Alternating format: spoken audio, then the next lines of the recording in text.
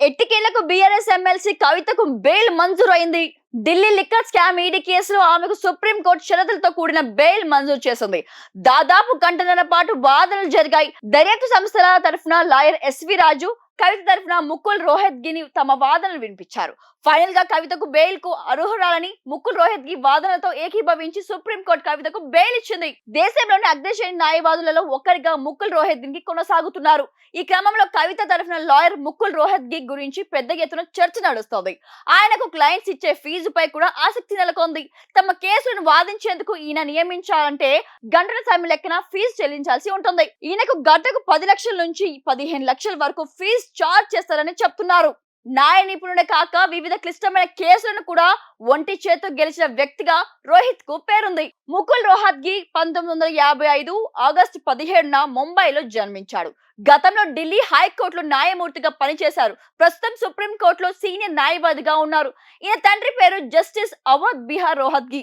ఈయన కూడా న్యాయవాది. ప్రస్తుతం ఇండియాలో అగ్రశ్రేణి న్యాయవాదులలో ఒకరైన రోహత్గి ముంబైలోని గవర్నమెంట్ లా కాలేజీలో న్యాయ విద్యను పూర్తి చేశారు. ఆ తర్వాత ఢిల్లీ హైకోర్టులో యోగేష్ కుమార్ సబ్రవాలా వద్ద ప్రాక్టీస్ స్టార్ట్ చేశాడు. అలా అంచెలంచెలుగా ఎదిగారు ముకుల్.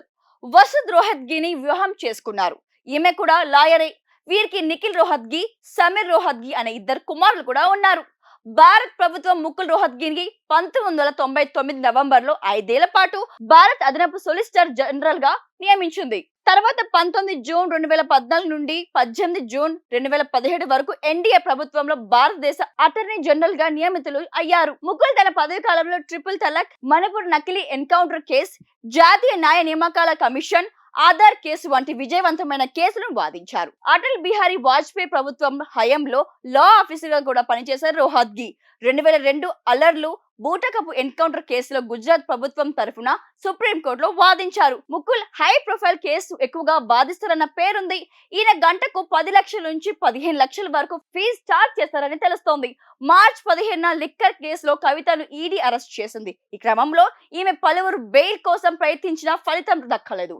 ఈసారి కవిత తరఫున లాయర్ రోహత్గి బలంగా వాదనలు వినిపించారు. ఢిల్లీ లిక్కర్ స్కామ్ లో 100 కోట్ల రూపాయల చేతులు మారాయన్నది ఆరోపణలు మాత్రమే. కేసులో 493 మంది సాక్షులను విచారించారు. కవిత ఎవరిని బెదిరించలేదు.